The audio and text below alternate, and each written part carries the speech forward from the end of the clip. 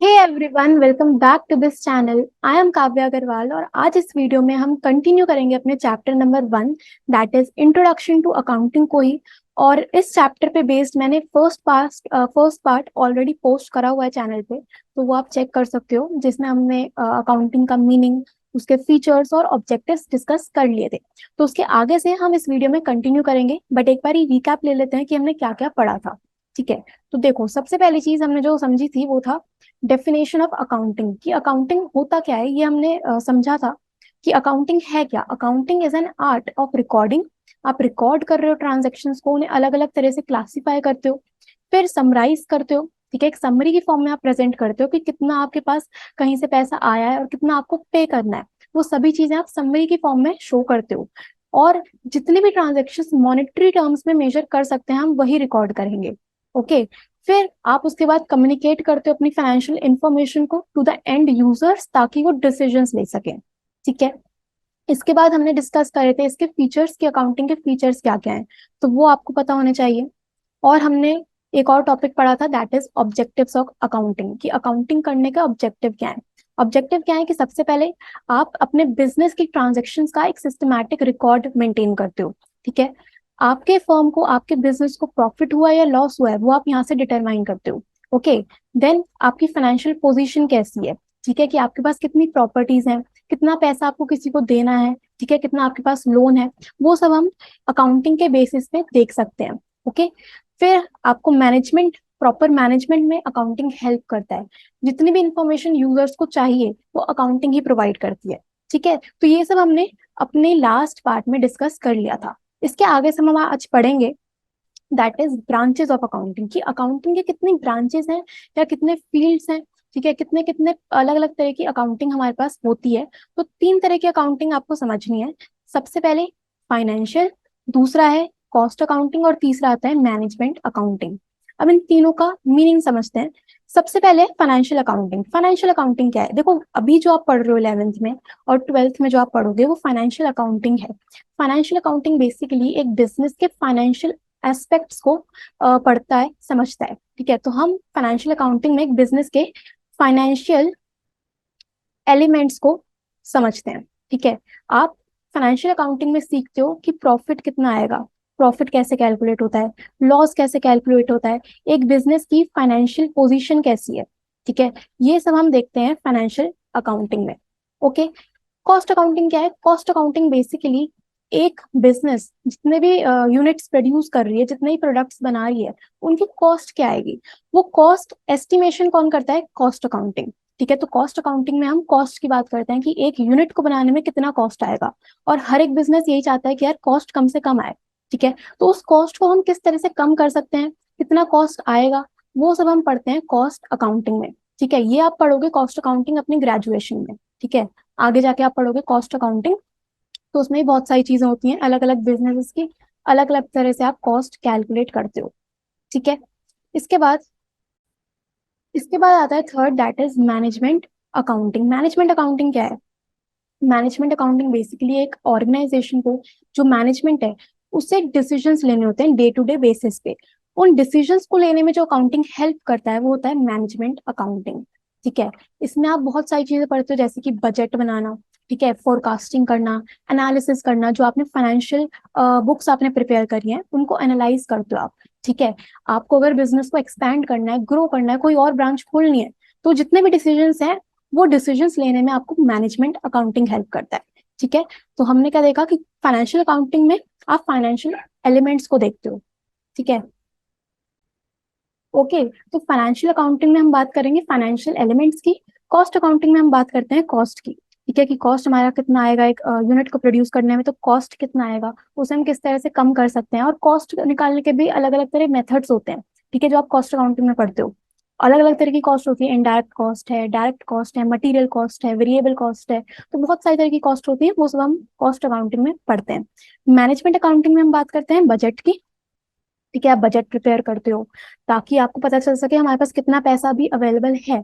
ठीक है, और कितना हमारे पास खर्चा हो सकता है, उसके बेसिस पे आप अपने बिजनेस के डिसीजंस लेते हो। ठीक है, इसमें हम फोरकास्टिंग करते हैं। ओके, आप प्रॉपर एनालिसिस करते हो। तो ये सब हम पढ़ते हैं मैनेजमेंट अकाउंटिंग में। ठीक है, अच्छा, इसके बाद नेक्स्ट टॉपिक है that is advantages of accounting. कि हमने इतनी सारी बात कर लिया है अकाउंटिंग के बारे में, बट अकाउंटिंग करने का फायदा क्या है, एडवांटेजेस क्या है। तो फर्स्ट पॉइंट है provide information about financial performance. सबसे पहली चीज यही है कि अगर आप अकाउंट्स प्रिपेयर कर रहे हो तो वो आपको आपके बिजनेस की फाइनेंशियल परफॉर्मेंस के रिगार्डिंग इन्फॉर्मेशन प्रोवाइड करते हैं। ठीक है, इसके बाद प्रोवाइड असिस्टेंस टू मैनेजमेंट। एक कंपनी का, एक बिजनेस का प्रॉपर मैनेजमेंट होना वो किसके थ्रू पॉसिबल है, अकाउंटिंग के थ्रू। तो अकाउंटिंग हेल्प करता है एक कंपनी, एक बिजनेस का मैनेजमेंट अच्छा रखने में।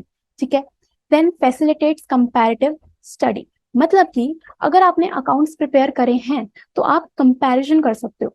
कंपैरिजन कैसे करेंगे, सिंपल चीज है कि अगर मैंने इस साल अपने अकाउंट्स प्रिपेयर करे हैं और मैंने पिछले साल भी अपने अकाउंट्स प्रिपेयर करे थे, तो मैं इस साल की फाइनेंशियल पोजीशन को पिछले साल के फाइनेंशियल पोजीशंस के साथ कंपेयर कर सकती हूँ। ठीक है, तभी तो मुझे पता चलेगा कि मेरा बिजनेस अच्छा परफॉर्म कर रहा है या खराब परफॉर्म कर रहा है।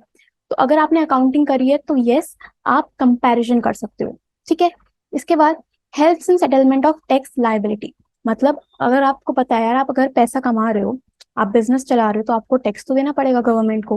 बट टैक्स दोगे कितना, वो डिपेंड करेगा अगर आपने अकाउंटिंग करी है तो। ठीक है, तो अगर आपने अच्छे से सिस्टमैटिक मैनर में अपने अकाउंट्स मेंटेन करें तो आपको पता रहेगा कि यार मेरे पास किस सोर्स से कितना पैसा आया है। ठीक है ना, मैंने कितनी इनकम जनरेट करी है और किस सोर्स से करी है, और उसके अकॉर्डिंगली मैं टैक्स पे करूंगी। ठीक है, तो टैक्स प्रोविजंस आपको फॉलो करने के लिए भी आपको अकाउंट्स हेल्प करता है। ठीक है, then helpful in raising loan. Simple चीज है कि अगर आपको बैंक से लोन लेना है, बैंक से अगर लोन लेना है तो लोन आपको ऐसे ही नहीं मिलेगा। आपको वहां पे अपनी अकाउंटिंग इन्फॉर्मेशन शो करनी पड़ेगी, अपने अकाउंट शो करने पड़ेंगे कि हाँ ये हमारे अकाउंट्स हैं, उसके बेसिस पे आपको लोन मिलता है। ठीक है, और लास्ट है helpful in decision making. Simple सी बात है कि अगर आपने अकाउंट्स प्रिपेयर करे, अगर आपने सिस्टमैटिक मैनर में अकाउंटिंग करी है, तो वो जितने भी बिजनेस से रिलेटेड डिसीजंस हैं वो लेने में आपको हेल्प मिलती है। ठीक है, तो बहुत सिंपल एडवांटेजेस हैं। अगर आपने इंपॉर्टेंस और ऑब्जेक्टिव समझ लिए हैं तो इसके जो एडवांटेजेस हैं वो बहुत इजीली आपको क्लियर हो जाएंगे। ठीक है, अब नेक्स्ट टॉपिक आता है डिसएडवांटेजेस ऑफ अकाउंटिंग। सीधी सीधी बात है कि अगर एडवांटेजेस हैं तो कुछ ना कुछ लिमिटेशंस, कुछ ना कुछ डिसएडवांटेजेस भी होंगी। ठीक है, तो अकाउंटिंग की डिसएडवांटेजेस क्या है। फर्स्ट है accounting is not precise. Precise का मतलब होता है कि अकाउंटिंग एग्जैक्ट नहीं है। ठीक है, इसमें पर्सनल जजमेंट इन्वॉल्व होती है। पर्सनल जजमेंट मतलब, देखो अकाउंटिंग में हम बहुत सारा एस्टिमेशन करते हैं। ठीक है, अजम्पशंस भी लेते हैं। अब आपको एक एग्जांपल देती हूँ मैं, सपोज करो कि जो आपके पास जिस जिस भी सामान में आप डीलिंग करते हो एक बिजनेस में, जिसे हम स्टॉक कहते हैं।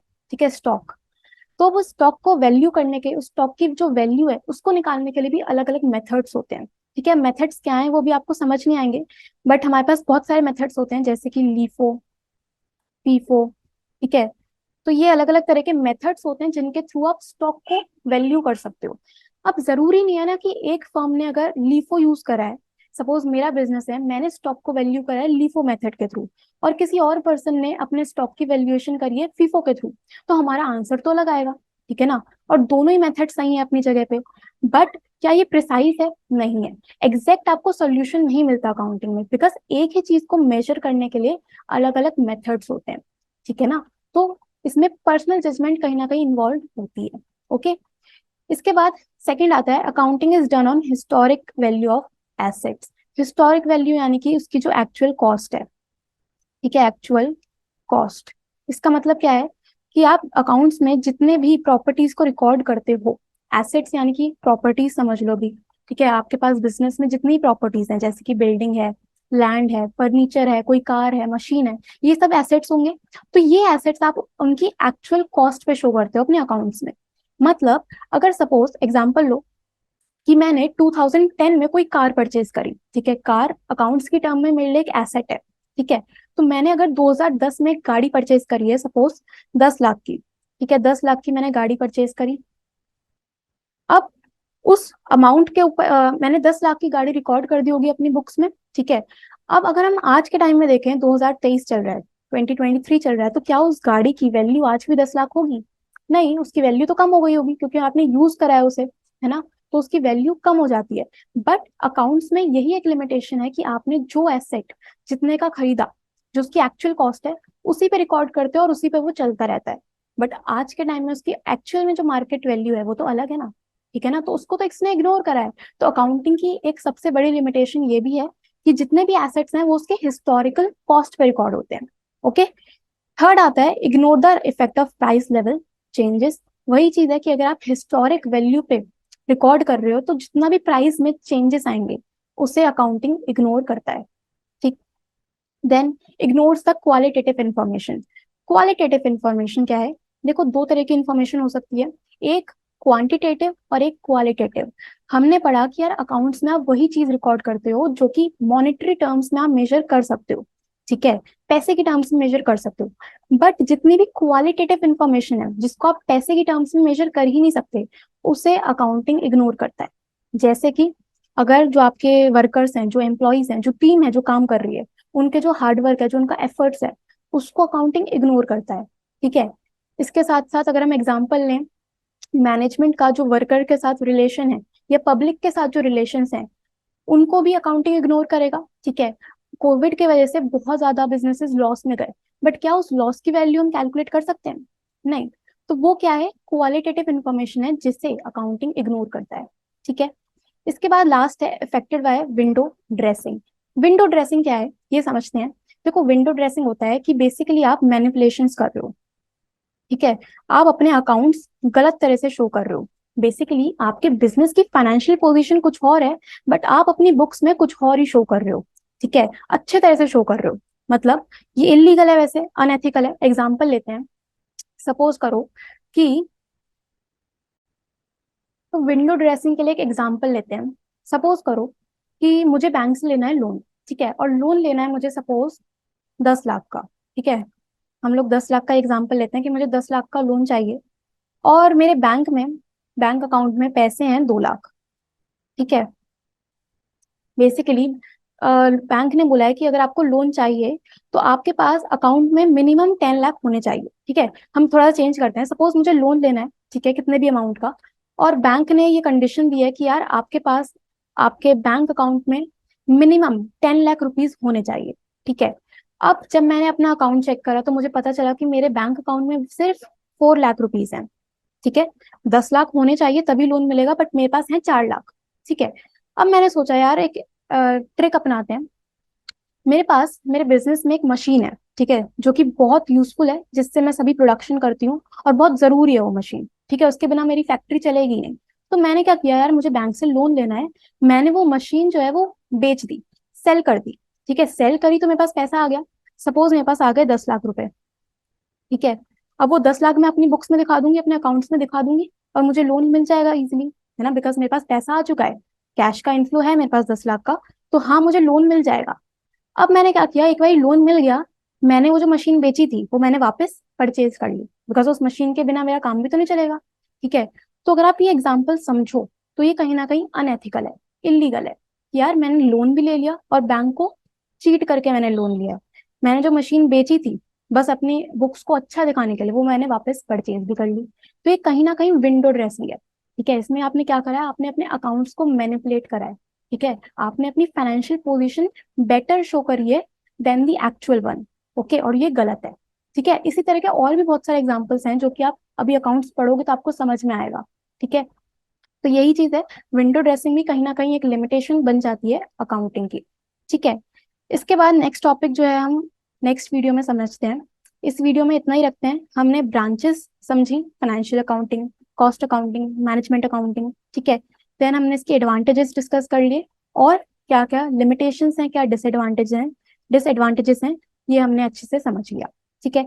अब चैप्टर आपका बस कंप्लीट होने वाला है। हमें क्वालिटेटिव कैरेक्टरिस्टिक समझना है, ठीक है। देन हम यूजर्स की बात करेंगे, उसके बाद बुक कीपिंग और अकाउंटिंग में क्या डिफरेंस है ये हम डिस्कस करेंगे नेक्स्ट वीडियो में, और फिर आपका चैप्टर हो जाता है कंप्लीट, ठीक है। तो अब हम मिलते हैं नेक्स्ट वीडियो में, आज के लिए इतना ही। Thank you so much.